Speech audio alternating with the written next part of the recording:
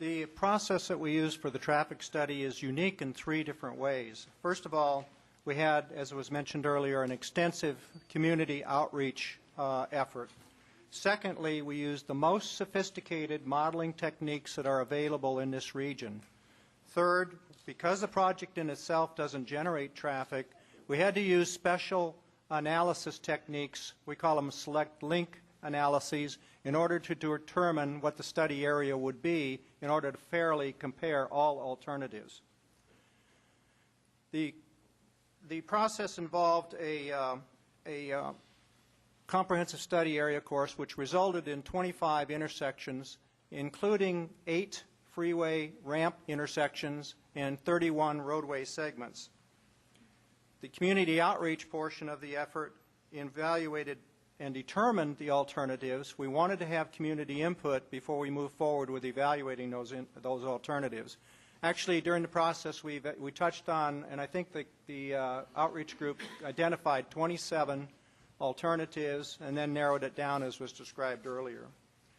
We determined what the study assumptions would be, and one key assumption in that regard was, of course, that we wanted to do an analysis and comparison of projects based upon the build-out of the adopted community plan.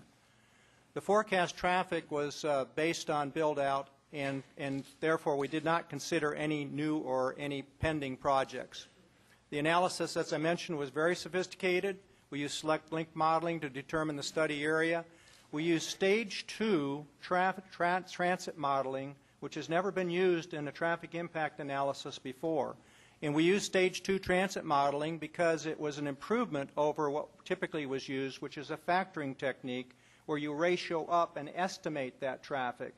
We used stage 2, which takes about twice as long, and basically in order to get a good assessment of what the traffic diversion, the mode split would be to transit. So we had a fair comparison. And then, of course, we used the revenue-constrained regional transportation plan, which again gave us the most conservative estimate of impacts. The overall effort resulted in the selection of the zones that I mentioned earlier and the roadway segments for study.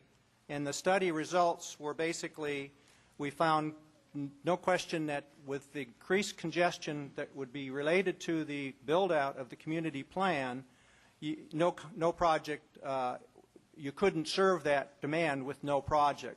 We also found that with limited roadway changes, which really were identified as early in this process in order to solve existing traffic problems and provide additional capacity for the future, but it wouldn't be enough by itself.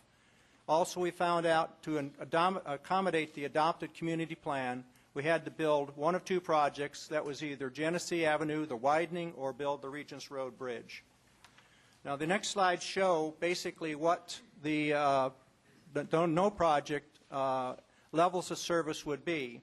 Now, when we say levels of service E or F, as noted on the left hand of this slide, we're talking about a situation where it's not good during the peak hour. You've got to wait at least one signal cycle, perhaps two, sometimes occasionally even 3 signal cycles to get through an area. That's a level of service E or F. For the no project alternative on the slide, the red intersections are the ones where we have impacts that would remain at level of service E and F. That's because obviously the traffic load is too much. The next slide shows the comparison and the improvements and the locations that would be improved as a result of building the Genesee widening if you were to compare the resultant levels of service with the no project. And the third slide shows also the same thing, but this is for the Regents Road Bridge only alternative. I'd also like to note that on this particular alternative, you have benefits not only within the Genesee Avenue corridor, or improvements, I should say, but you have improvements at the Genesee and 805 interchange. You see the green dot over there along the 805 corridor. Also in the Claremont area to the south, you have community improvements in that area. There's a lot of intra-community traffic from the adjacent communities.